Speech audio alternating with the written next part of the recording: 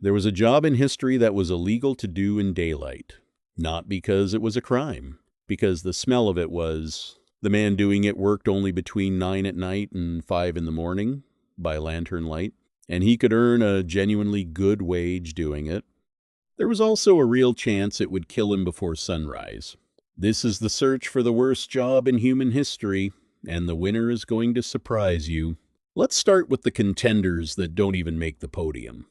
In ancient Rome, if you wanted clean, bright white wool, you needed a fuller. Fullers cleaned fabric for a living. Their cleaning product was urine, not their own, the city's. Public pots sat on Roman street corners, specifically so people could contribute, and fullers collected the contents by the barrel. The ammonia in aged urine bleaches wool beautifully. It was such valuable stuff that the Emperor Vespasian taxed it. His own son complained that taxing pee was beneath the dignity of Rome. Vespasian held up a coin from the proceeds and told him money doesn't smell.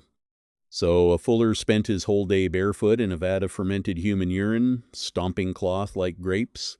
And when he went home, there was a decent chance he rinsed his mouth with it too, since plenty of Romans believed urine whitened their teeth. Genuinely disgusting, but not the worst job in history. Contender 2, the tanner. Turning an animal hide into usable leather takes more than curing it. The hide has to be softened or it stays stiff as a board forever. For centuries, the fastest way to do that was a process called baiting. Workers packed the hides with dog droppings, sometimes pigeon droppings, and let the bacteria inside the waste break the hide down. Tanners called it, with a completely straight face, pure. Some tanneries kept boys employed for one single job, walking the streets, collecting dog mess to sell to the tannery.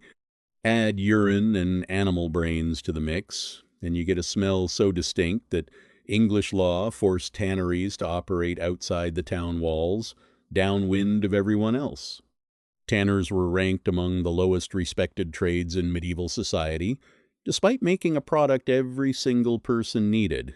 Grim, but still not the worst job in history. Contender 3, the leech collector.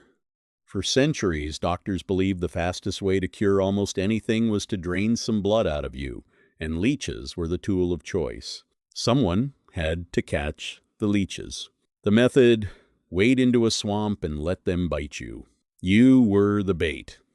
The people doing this were overwhelmingly women, often described wading in barefoot and alone, since a leech doesn't much care who it bites.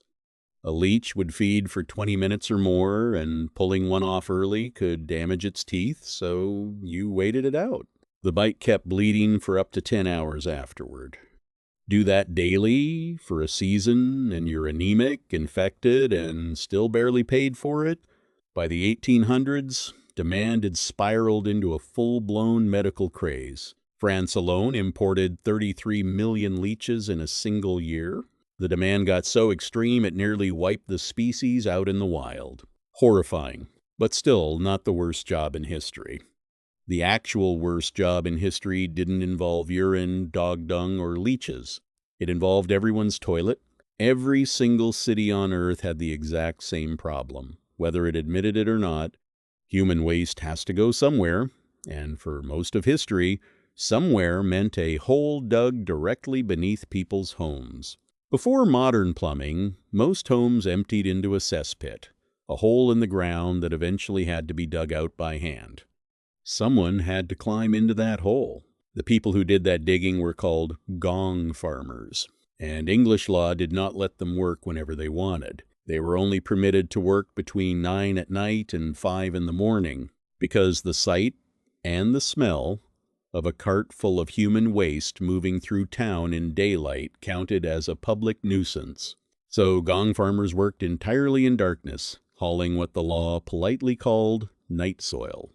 Most of the city never saw them at all. They existed only after everyone else had gone to bed, and the job could kill you in ways that had nothing to do with the smell.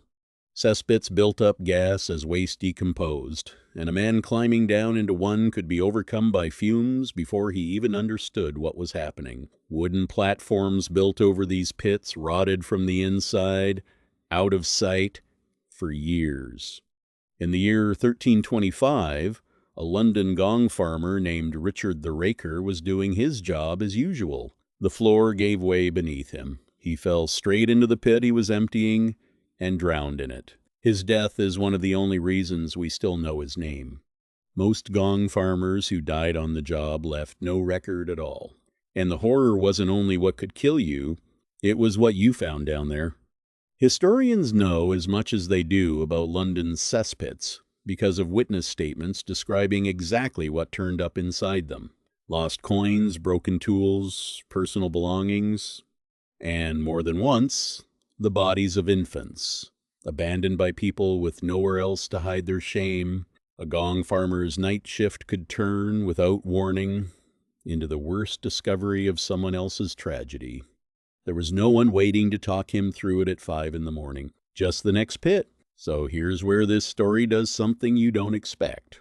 This job, illegal in daylight, capable of drowning you, capable of confronting you with a dead child in the dark, paid well. At Hampton Court Palace, under Queen Elizabeth I, gong farmers earned 6 pence a day. Sources from the period call that a genuinely good living. By the late 1400s, some were paid by the ton, 2 shillings for every ton of waste they hauled out. A fast, tough worker could out-earn people doing far cleaner work. In other words, society needed this job badly enough to pay for it properly. It just refused to let anyone watch it happen. But that fairness didn't last forever, and it didn't travel everywhere the job did. Because here's the part that might be the most unsettling of all. This job didn't stay in the Middle Ages. It followed cities all the way into the 1800s, on both sides of the Atlantic. In 1844, New York City alone produced an estimated 800,000 cubic feet of human waste every single year. Some tenement buildings packed 25 or 30 people onto a single shared privy. Someone still had to empty every one of those, by hand, after dark. And by the 19th century, that someone was very often an immigrant or a black laborer doing a job most of the city refused to even look at. The decent pay that had once made medieval gong farmers a respectable trade had eroded, centuries later, into some of the worst treated labor in the city. The job didn't just survive for hundreds of years. It got worse for the people doing it, even as everything else about the city modernized around them. New York didn't finish building its way out of this problem until sewer construction, driven largely by a devastating wave of cholera, finally reached most of the city around 1902, nearly 600 years after Richard the Raker. And the city never fully let go of the shame either. Sherborne Lane, near Cannon Street Station in London, still exists today. In the 1200s, it had a different name, Shiteburn Lane, named plainly for the cesspits that once lined it. Over the centuries, the name got quietly sanded down until it sounded respectable. The street never moved, only the name did. So which was the worst job in history? Not the one with urine, not the one with dog dung, not the one with leeches. It was the one that was essential, dangerous, and for a while decently paid, and still had to happen after dark, so nobody had to admit it was happening at all. Gong farmers and night soil men kept entire civilizations from drowning in their own filth for 600 years across 2 continents. And the thanks most of them got was a curfew, a nickname nobody wanted, and for men like Richard the Raker, an unmarked ending in the very thing they spent their lives hauling away. The worst job in human history wasn't hard because of the smell. It was hard because doing it well meant staying invisible. And the less power you had, the more likely you were to be the one asked to disappear. Some things, it turns out, haven't changed nearly as much as we'd like to think.